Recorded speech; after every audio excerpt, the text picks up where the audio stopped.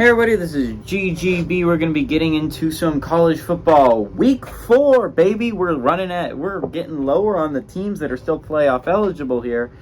But Thursday we got one of those teams playing. I think it's actually going to be a really interesting game. Obviously, I'm going to be streaming the Giants-Niners game, which is going to be hype. But if you're more into college football is more your jam, this is definitely not going to be a bad football game. 7:30 we at Georgia State, who's 3-0, traveling to Coastal Carolina, who's 2-1. Coastal Carolina favored by 6.5 points on ESPN. Darren Granger has quietly been one of the best quarterbacks in all of college football. He's gone 58-79, thrown for 803 yards, 6 touchdowns to 0 interceptions. Also has been a beast on the ground. Marcus Carroll is at 67 carries for 358 yards and 7 touchdowns. Not insane stats, but solid stats nonetheless. Robert Lewis has had 17 catches for 347 yards and 4 touchdowns. And then you're talking about arguably the greatest quarterback in the Sun Belt right now in Grayson McCall, who's gone 60-87, thrown for 708 yards, 4 touchdowns, 2 interceptions. He started out his season slow against UCLA with the brand new head coach, but he's getting it together as the year's gone on.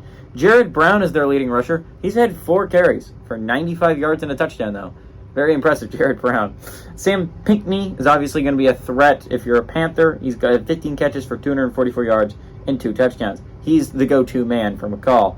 This series actually split all time, which is interesting because you would think Coastal Carolina has dominated it considering how good they've been recently. But the Panthers have actually been in it. They're a good team. Last game went to Coastal Carolina in 2022.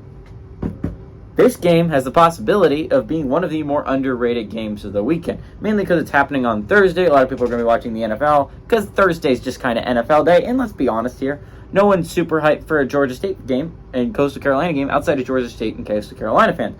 But this is a really underrated game because Darren Granger, as I said before, is quietly having a phenomenal season as quarterback of the Panthers.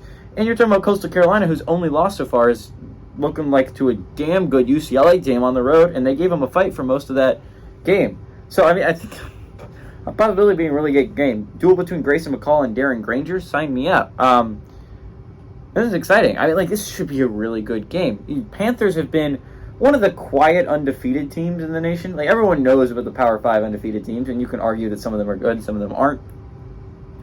And a lot of people know about some of the undefeated Group of 5 teams, right? Most people know that Fresno State is still sitting undefeated, and everyone's going to acknowledge that Fresno State's probably a good football team. Same, Air Force is a little bit quieter, but I feel like most people could still be talking about Air Force because they look damn good so far. And Air Force is a team that's had 10-win seasons the past couple of years. It's not insane to be talking about Air Force. Who else is undefeated in Group of 5 teams? Sunbelt team. Okay, I'm forgoing it, some of these guys, but Georgia State has quietly been one of the more underrated units that are undefeated right now. Georgia State's really good. Coastal Carolina is also really good. This should be a phenomenal football game. I hate to break it to you, Georgia State. I think it ends here, right? You've had a phenomenal run, but Coastal Carolina is by far the best team you've played so far. You're doing it on the road, and I think your luck ends here, guys. I think you give them a hell of a game, though. Give me Coastal Carolina to win, but Georgia State to cover the 6.5 point spread.